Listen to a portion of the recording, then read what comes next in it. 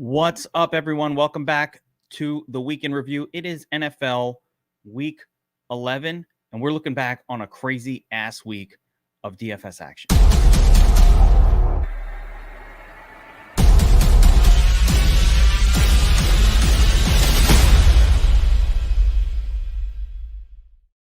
All right, what's up, everyone? As you know, every single week of the season, it's really important throughout NFL DFS to look back what happened last week. What takeaways can we get from the action? And I have to say, even before getting in and getting into the breakdown, it was actually really refreshing last week because we finally kind of got back to, I'm going to say a little bit, or we had a week where it followed a pattern that has been more familiar for me throughout the years that we haven't seen a ton of this year. And it's just nice to see it come back. And what I mean is we had a week where just random games popped off, right? The best way to make money in DFS over the years has been to really look at, all right, what are the games? Where's everybody going to be on? How can we get off of that? And how can we find some spots that are going to pop off? And a couple of things that I talked about really worked well this week. And a lot of the things I talked about really worked really badly this week. Like a lot of the chalk failed. And I'm going to show you a little bit of what that means on paper when you see how low of a score kind of bubbled cash games this week. I'll show you the chalkboard from DFS Army where we kind of put up all the chalkiest plays and set them by ownership percentage. And those are usually the best cash plays, which did wind up enough to cash once again. So the chalkboard successful. But also the wackiness of the way week 11 went. You know, the one game, the precious, as I called it earlier this week, the one game to rule all others, 56.5 points, Cowboys, Chiefs, nothing can happen except a smash game, right? Wrong. One of the biggest disappointments I've ever seen, Josh Allen, disaster. That happened. So a lot of the chalk spots, the highest owned spots, you'll see right here as we look through the list, really failed. And spots that, you know, in the past, we would have been very comfortable pivoting off to, really exploded. And last night's game, the Sunday night game, was the ultimate example of a game that looked like it would never pop off. And then it did. So, all right, Lou's already asking about FanDuel QB +2 with one run back now. I think I don't think that's a great strategy for FanDuel. QB +2 is more. It is a great strategy and always has been for DraftKings. Hasn't been working this year, but it worked. It would have worked yesterday, but that's not what won the Millimaker. So that still hasn't won the Millimaker. As far as unique, yeah, I would say that's definitely unique. Now, not unique in terms of the approach, but more unique in terms of not that many people are doing that on FanDuel. But before we get into it, first of all, I want to go through some big wins from this weekend. I'm going to show you what some DFS Army big wins, because we got to tout those, celebrate them. A couple of really incredible wins, not just in NFL, but in NBA. And I'm just going to pop over and send some little shouts, because everybody wants a shout out. So let's get started with TTG 2436, crazy name. Let's make that bigger so you can see it, so you believe me. But TTG 100K winner in NBA, really incredible win for him last week towards the end of the week. In addition, you had Bob, one of our NBA staffer galore, fucking goat of NBA. Bob has just been crushing, 100K winner already. Him and Adriana both posted essentially second nut scores in this contest this week as well. I think this was Saturday night. If Monkey Milk doesn't double up on the nuts, you know, that winnings would have been a lot more. Damn you, Monkey Milk, but congrats on the 140K. Damn. Right? It's a couple of nice wins. Awesome swimmer. Last night in the showdown, just ran the Dom station, 20 lineups. First place. Had a lot of ties, but still. Really sweet win last night in the showdown. Really awesome showdown slate last night. We just loved it. It was a fun game. And I do want to talk about that game as well, because we finally saw like another. It's a game that popped off that kind of wasn't expected and what can happen. And last night's game was the perfect example of why we game stack. Because when you fall on a game like that, that's when you win a tournament. Like we haven't had those during main slates. It's just been a weird year where those style of games, the monster over, play to the over game, the back and forth insanity game that was last night's Chargers Steelers game. Where have those been throughout the season? Those are the types of games. That's why we game stack. And we were hoping that the Chiefs Dallas game would turn out that way. But it was a reminder for me, and I'm really gonna press this and really go forward with this. It was a reminder that last week in general was a reminder that, in the NFL, random games pop off for no reason. Random games disappoint that seem like they're gonna pop off. And throughout the years, one of the sharpest plays and what we've done throughout the years, I hadn't done it this year because you really haven't had. I haven't done it as much because it hasn't worked very well this year, but in general, it's been, hey, look for those really obvious games, maybe stay away, find like some less obvious games, load up on those, hope the obvious game kind of fails, which they, that's just the karma of DFS. They do. And just build. You could build for that game as well, but don't go overboard on any one game. So I do want to talk about one other thing, which was the strategy I talked about in the notes. In the notes I put out this week for DFS Army subscribers, as well as, in the chat, I had something I called the headless horseman approach. And I kind of looked at Cam Newton this week and said, you know what, this guy's going to probably smash his salary, but I'm not really excited to stack him or build lineups around him, but he's so cheap that we can just start a lineup with Cam, naked Cam, the headless horseman, and then just build the lineup around some other theme.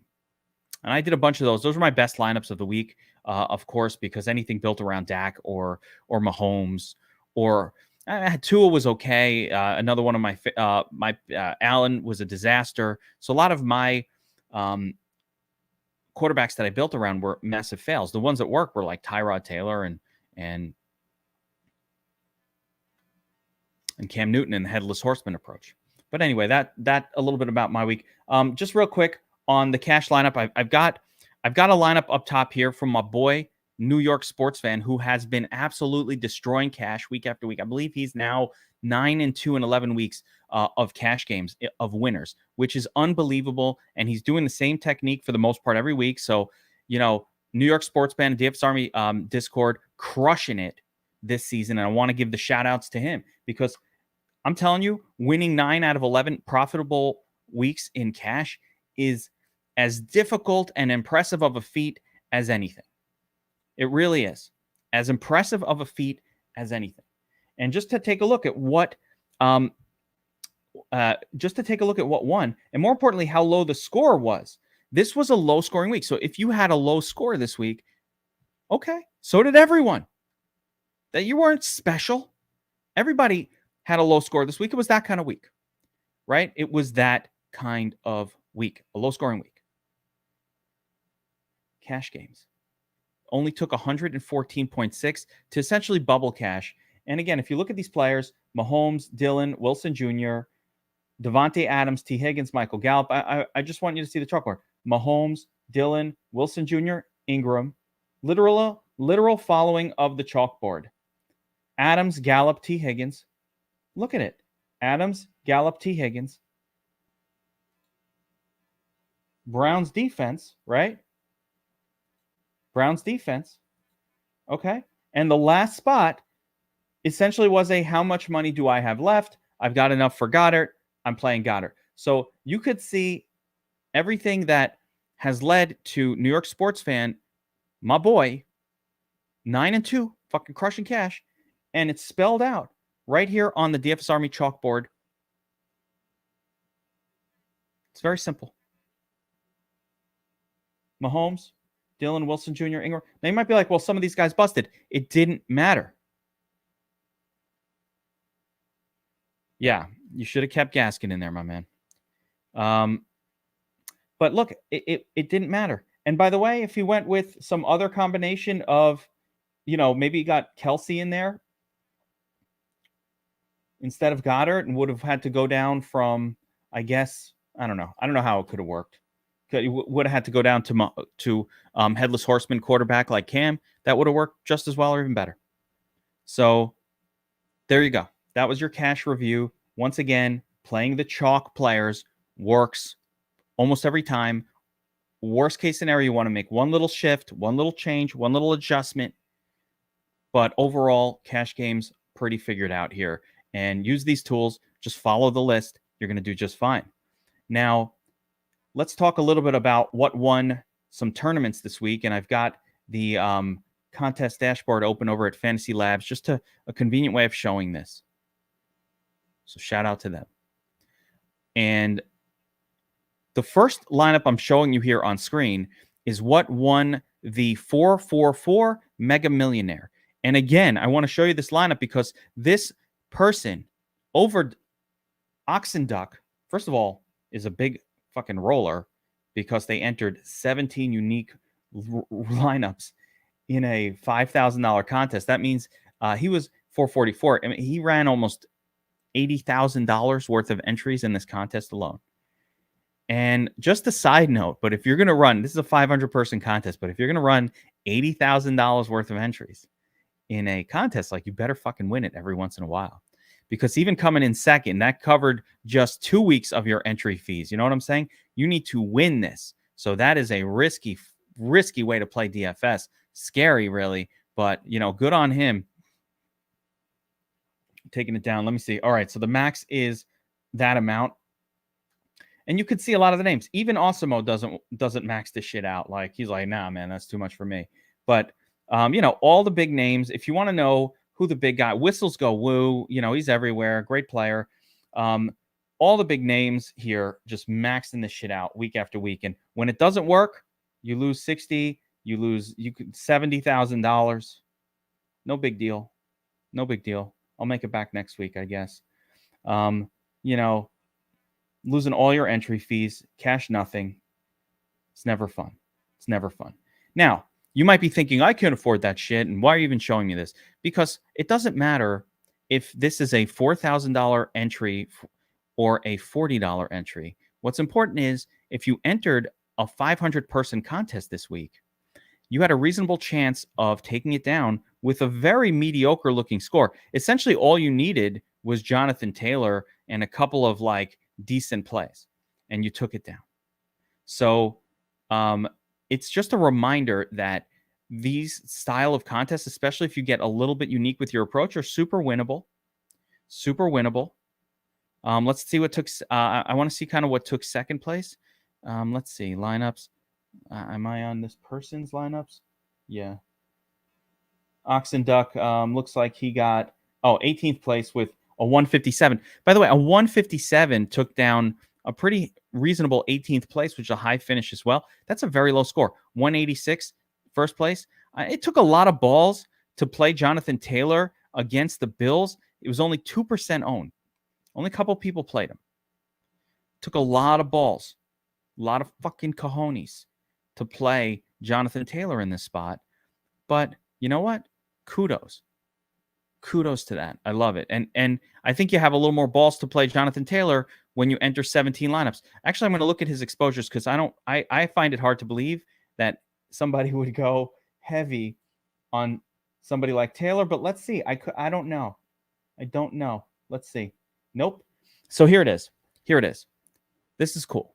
Let's take a look. So Oxenduck, again, big hitter, fucking balls the size of cantaloupes, right? He's got 2 cantaloupes. Walks around. Got to wear special underwear. Carry those around. And so let's see what he did. Was it that ballsy? Or maybe not. In the end of the day, Oxenduck pretty much just played the chalk running backs. Wilson, Dillon, Ingram. And he's cycling through. Dalvin Cook, very popular. Cycling through. Terminator. Sure, why not? Myles Gaskin cycling through the popular names and just happened to put a couple of lineups in with Jonathan Taylor for contrary, or maybe one. Yeah, he put one Jonathan Taylor lineup in. He had 17 to go around. Might as well mix it up. And so less ballsy than I thought. He really just played the chalk running backs, but just mixed in Jonathan Taylor and won. And again, a lot of what I talk about is winning these smaller contests. It doesn't require you to go bananas, get silly for the milli, or do anything nutso. You just have to like mix it up just a little bit, right? And it didn't require a nuts score. The score that won the tournament was much lower than that. So looking at, I'm just going to take a look across his exposures. And again, these are, I'm going to say somewhat chalky. Let's take a look at the quarterback position. Let me see. Oh, all right. Headless Horseman, a little bit of that. Mahomes, Tua, Tyrod. I mean, this is the similar player pool to what a lot of us used. Nothing special here. Nothing crazy. No one out of the ordinary. Didn't even have Kirk Cousins in here. A lot of, didn't go too crazy. Was deliberate with spreading out the quarterback exposure. Let's see here. Adams, T. Higgins, two of the top. I mean, these were the chalk cash plays. This was the chalk cash trio. So note again what Oxenduck is doing here. He's playing the chalk cash trio very high, right? These are the best projected guys. And he just played them and then mixed in. I mean, Jarvis Landry was popping in projection models, even though I didn't personally like it. Little Marcus Johnson, that didn't work. Hunter Renfrow didn't work. Debo was always great and did not make his way around. One thing I guess is good, or I don't know if it's good, but definitely was a little bit fadey on Lamb. Not even a great, no Jefferson exposure. If he had Justin Jefferson, that would have been better. Would have helpful in taking this down. And then at tight end, Cole Kmet, who I think got almost a 0. And just like a little bit of... So nothing crazy here about these 17 lineups. The chalk defense, these all kind of look like if you took a cash lineup and just mixed it up a little bit. So if you want to see kind of what a great player who has enough money to enter this contest and max it out and has now achieved $1 million takedown and probably has done that many other times. Again, if you're entering 80,000 and you're not winning this money back regularly, you won't last very long. It's really interesting. So let's take a look at Chipotle, another well-known elite player, and see what he did. He definitely did a little bit of a different approach where, this was not a winner, but nonetheless, he did a little bit of a different approach where he just kind of got one of a bunch of these different quarterbacks, and then two of these three, and then 3 of Tua. He liked Tua a lot, obviously. And let's just see if he goes all in. Goes all in on Mark Ingram, close to all in on A.J. Dillon, and then heavy exposure to some more chalk. A little underexposed to this chalk piece, Jeff Wilson, Michael Carter, Myles Gaskin, DeAndre Swift smashed, very low ownership, and then Dalvin Cook. So needed a little bit more there. And Debo, no Jefferson, no Roger, no Jefferson, no money. Yeah, a little Dalton Schultz. Anyway, I'm just curious how these sort of elite players attack this particular contest. Yeah, similar.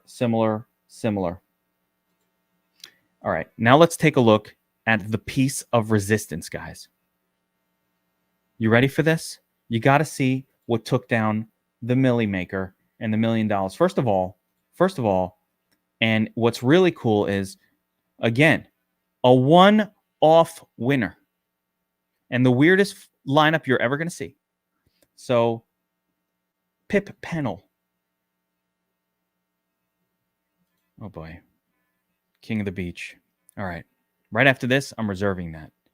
I want to Pigpen 2. Okay. I got it right here. Pigpen 2 is what I'm calling this person. Pigpen 2. One lineup. $1 million. What did Pigpen do? Fucking Pigpen. Oh, wait, go back to that. Fucking Pigpen. Where did I just go? Exposures. Pigpen. Hold on. Technical difficulties. Don't even know what just happened there. All right. Let's go back to it here. Okay. Pigpen. Let's see the lineup. Okay, I just want to show you the $1 million winning lineup because it's bananas. And the bananas, I don't even understand what was going through your head. How does this win? I know. Everybody, I don't get how it wins. You know what? Props for anybody for winning a fucking tournament. But there's some weirdness here. Some weirdness. So what's the weirdness? Here we go. Pigpen 2. Kirk Cousins, double stack with Jefferson and Thielen. Okay, great. Double stack, Jefferson, Thielen, fine by me. An appropriate or an interesting, I'm guessing, I don't know. I really don't know. It's a weird one, right? Jefferson, Thielen, double stack with Cousins, fine. Jonathan Taylor, Mark Ingram, running back combo. Obviously, Jonathan Taylor was low-owned. Low-owned stud is always playable. I wish I had really kind of thought a little bit more. We talked about it on the Sirius radio on Saturday night. Sia had mentioned on that show, his interest in Jonathan Taylor, mainly because, hey, anytime you can get like the best running back or one of the best running backs in the league at very low ownership, when everybody's going to be on the cheap trio, that it was worth some exposure. He was very expensive. It was hard to fit him in. So, you know what? It not only worked, it worked insanely well, and he scored well, and he's 3% owned, and he got 56. And basically, if you didn't have Taylor and Jefferson, you didn't score. If you combine Taylor and Jefferson, you had a chance for the nuts because those two together combined for 100 fantasy points. So sometimes it's just about getting the right combination. Now, the rest of this lineup, a couple of other things that this is what it takes to win $1 million, but there's a little bit of luck involved here and a little bit of what the fuck, right? And the little bit of luck was,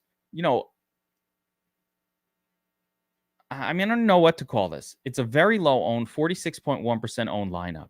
It's one of the lowest owned that you're ever going to see. And it's just bizarre. But the weirdest thing here is putting Zach Ertz in the flex at 4,800. I don't even understand the move. Like, other than just like, I have 4,800 left. I'm familiar with his name. Like, there's no rhyme or reason to it. And yet, there it is. It scored 26 points at 1.4% ownership. No one would do such a thing. And yet, you know what? Pigpen 2 did it, and it won him $1 million. There are some things here that could have been done a little different that would have probably produced an even better lineup. For example, Kirk Cousins, if you're doing a Kirk +2 lineup, you really should bring that back with a player from the Packers. And the ultimate player to bring it back with here would have been just Martez Valdez-Scantling. That would have been a great combo for this lineup. Of course, if you try to put Devontae Adams in there, you wouldn't afford Taylor, so that would ruin it. But like a MVS would have been an interesting bring back there option, or at the very, very least, using, AJ Dillon, something from the other game. Obviously, he didn't want to use any high-owned guys, which is why he got off of Dillon or didn't know. I don't know. And just using a tight end in the flex, it worked here, but that is not a move that I would normally do or recommend. I would rather just seen, if you love Zach Ertz, put him in the TE spot. And again, you probably could have gotten an MVS or somebody else cheap as a wide receiver in the flex that instead of Hooper. So, which would have again worked out a little bit better. Finally, it doesn't really make a lot of sense to combine a QB WR stack with a defense. Obviously, the defense, the QB and those two wide receivers are going to do better when the Packers are scoring a ton, which is what happened. A lot of back and forth in that game. And playing the defense just didn't make sense to the lineup. But because it was a weird-ass week where two massively low-owned guys went off, it didn't matter. But in general, I would not do that. I wouldn't play a tight end in the flex. Again, who am I to fucking judge somebody who just won $1 million? Good on you. I'm not judging it. Awesome. Congrats on the win. That's amazing. Great fucking job, Pigpen.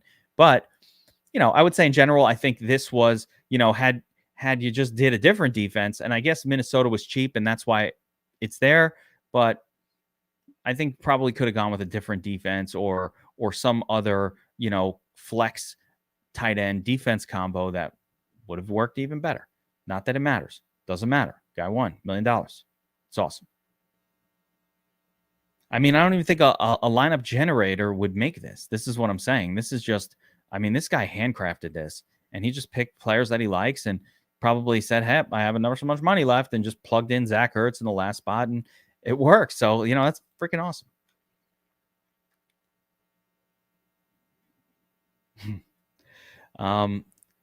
You only get That's My Bike Punks when Debo is part of the deal.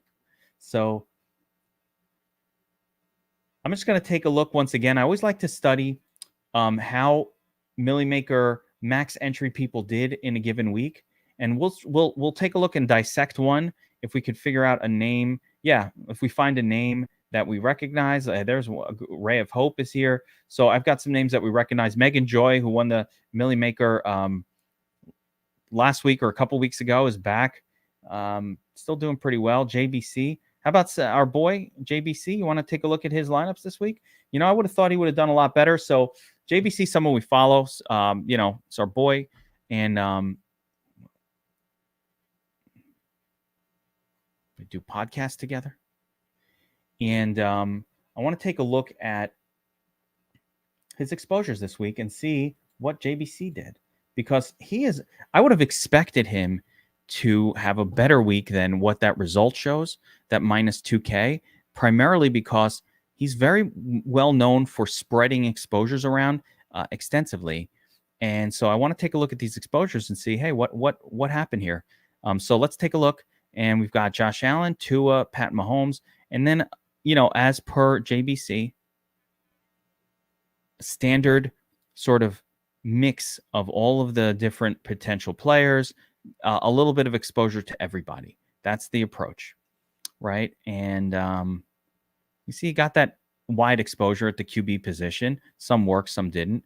Let's see, went a little heavy on Mark Ingram, but again, note in classic JBC style, not going too high on any one player, but rather spreading exposures around.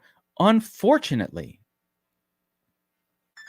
got a little bit of Jonathan Taylor exposure here, but not enough apparently to make a difference. You really needed a little bit more than 3%. Taylor, if you're gonna put him in there, you need a little bit more. A lot of turds in the mix here. There's a little Swift who had a great game. So, there we go. Let's take a look at the wide receiver position for JBC. And again, classic JBC fashion, not overexposed to any one guy, especially not the chalk guys. Take a look at, notice that this seems like a purposeful decision where I'm not seeing really, I'm seeing Tyreek Hill a little bit below market. I definitely see Devontae Adams. I can't even find him. Must be very below market. CD Lamb a little bit below market. So just a wide range of wide receiver exposures. Man, Hunter Renfrow, that's just a bad play. Tyreek Hill, Cole Beasley, a lot of Beasley. Yeah. So nice little spread for JBC. Did not make much money.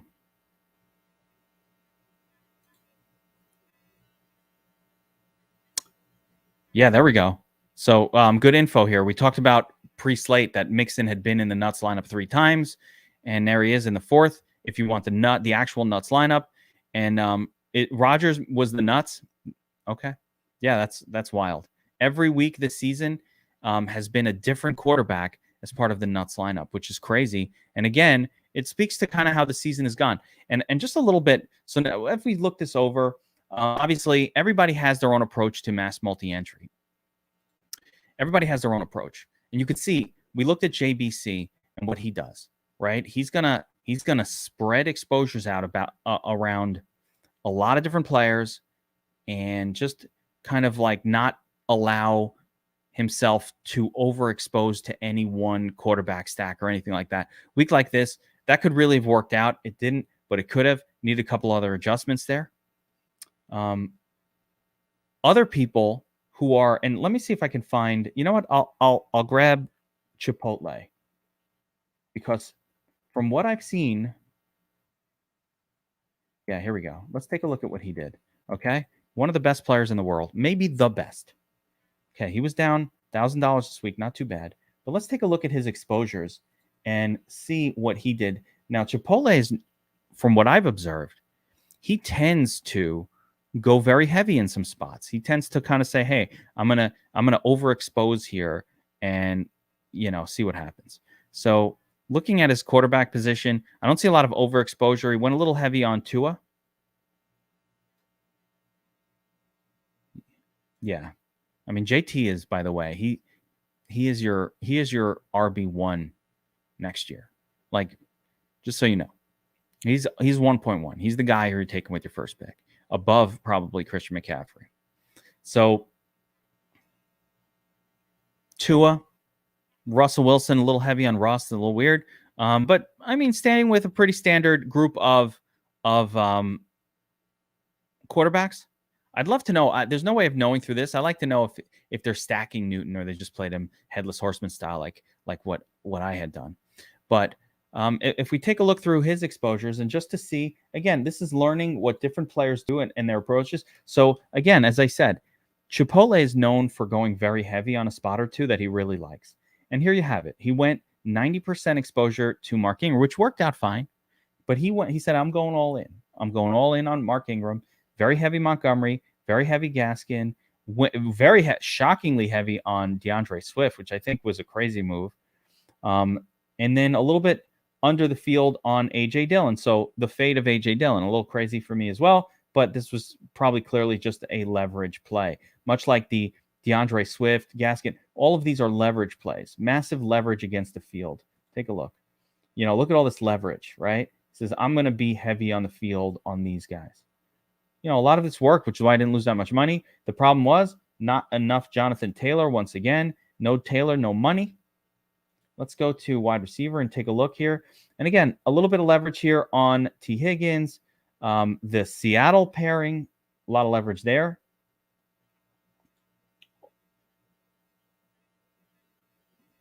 Went as high as 40%. So just a little bit of an overview. I like to check kind of what the Sharks are doing. If you take a look at the lineups, the other thing, when we look at actual lineups, we can get a sense of what type of stacks were being used here. So if you take a look at, let's see the first one here that pops up, his best lineup, Jalen Hurts, Dallas Goedert.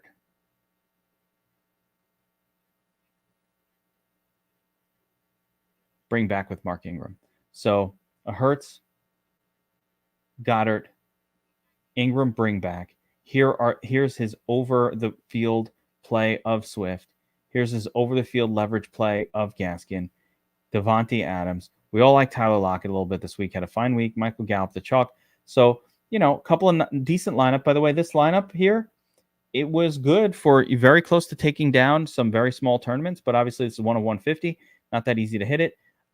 Here's a nice window into his Aaron Rodgers stack. Rodgers, Adams, Scantling, which was a great trio. Bring back with Thielen. Did not disallow Dillon, so he found his way into this lineup. And hey, nice little stack, right? David Montgomery, Chicago defense, secondary stack. Very nice. Very nice. So Aaron +2, 1 bring back. Let's see. Let's take a look more if there's more of that. All right, so here's a headless horseman. Tyler Huntley with no stack, unstacked. Just play the cheap quarterback. That worked okay. Let's see if there's any stacks in here. Just randomly 1 game stack, and that's probably an accident. Yeah, Swift and Landry, more of an accidental game stack probably. Let's see about, so Cam Newton +1. There's a Cam Newton DJ Moore stack. Okay.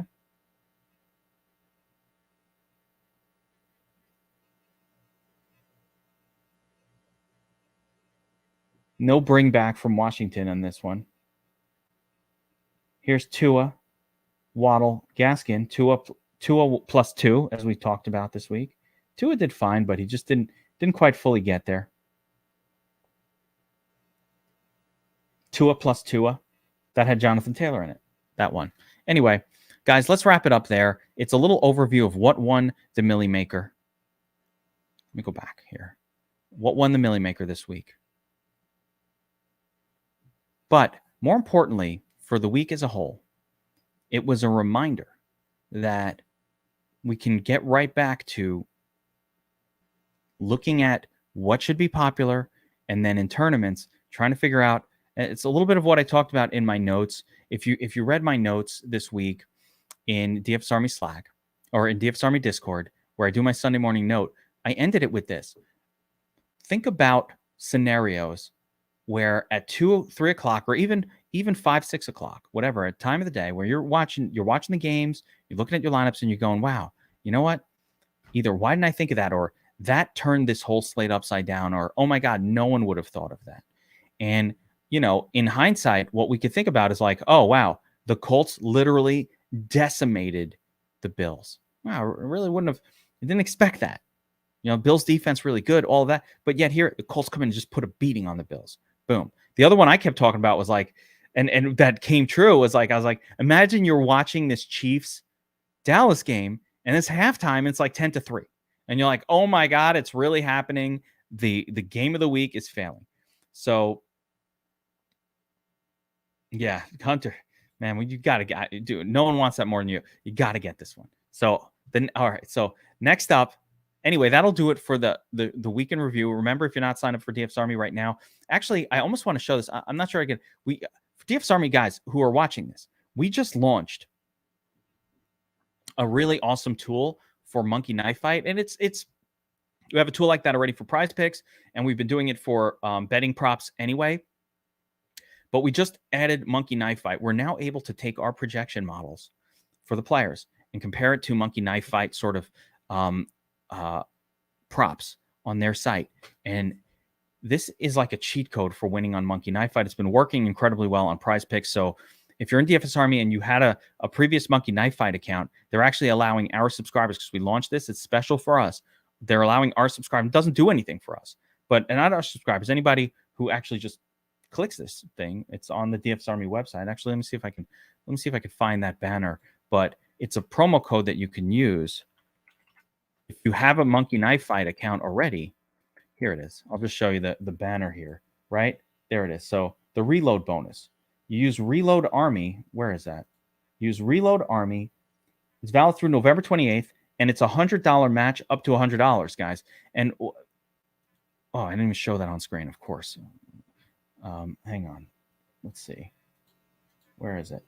All right. So basically, Monkey Knife Fight is giving $100 bonus up to $100. So basically, if you put in $100, you get $200. You use promo code Reload Army, or you just use this banner right here to do it. Anybody can do it, by the way. And we don't even get anything for it, but we're just excited to have launched our new Monkey Knife Fight tool. Let me see if I can bring that up on screen here real quick. But we're really excited to have launched that tool. Here it is. Okay, I'm going to bring it up on screen, and I'll show you what it is. It's freaking awesome, right?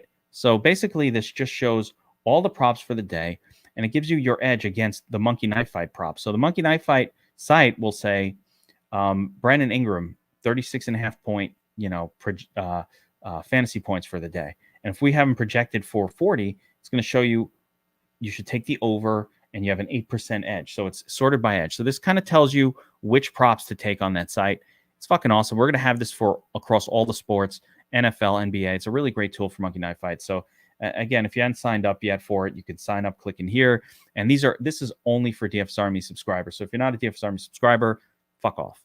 No, just kidding. If you're not a DFS Army subscriber, it ain't for you. Keep losing. Anyway, that'll do it for keeping it real. All right. That'll do it for the NFL Week 11 week in review. We got a massive week scheduled ahead, so stick around. Make sure you're subscribed to the channel and you hit the little bell thingy for notifications. We've got a showdown breakdown coming up for tonight's big Monday Night Football finale, Giants, Bucks. Then we've got the Turkey Bowl, all right? 3-game Thanksgiving slate. Timing's going to be a little bit different. I think I'm going to skip the first look lineup for this week and go right to focusing on the Turkey Bowl. And then we'll have sheets for that. We'll have a full breakdown for it. It's 3 showdowns. It's a 3-game slate. It's absolutely bonkers. Lots and lots of content will be hammered out over at DFS Army. Most of it behind the paywall for VIPs, but some of it will be shown here for free right on the DFS Army YouTube channel. So again, make sure that you're following the channel. Probably have Bobby Wow, aka Bobby Moneybags, aka Bobby Millions. with my boy DFS Up North and myself, breaking some of this stuff down. So we'll see how it goes. And, for everybody else, we'll see you back here next time in the Week in Review. Later, everyone.